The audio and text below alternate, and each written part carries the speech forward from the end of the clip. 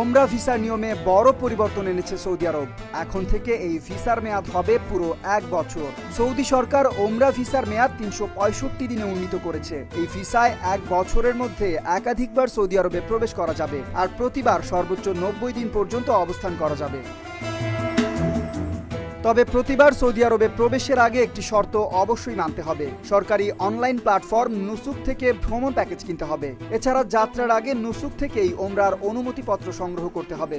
আরেকটি গুরুত্বপূর্ণ বিষয় জানিয়েছে সৌদি আরব, হজ মৌসুমে এই ভিসা সাময়িকভাবে নিষ্ক্রিয় থাকবে। আরবি জিলকদ মাসের 1 তারিখ থেকে জিলহজ মাসের 13 তারিখ পর্যন্ত এই ভিসা ব্যবহার করা যাবে না। সৌদি সরকারের ভিশন 2030 পরিকল্পনার অংশ হিসেবে এই নতুন ব্যবস্থা চালু করা হয়েছে। এর লক্ষ্য পর্যটন খাতকে আরও শক্তিশালী করা এবং আন্তর্জাতিক ভ্রমণ সহজ করা। 1 বছরের ভিসা, একাধিক প্রবেশের সুযোগ এবং 90 দিন থাকার সুবিধা। ওমরা যাত্রীদের জন্য এটি বড় পরিবর্তন। তবে ভ্রমণের আগে নতুন নিয়মগুলো ভালোভাবে জেনে নেওয়ার পরামর্শ দিয়েছে সৌদি আরব কর্তৃপক্ষ।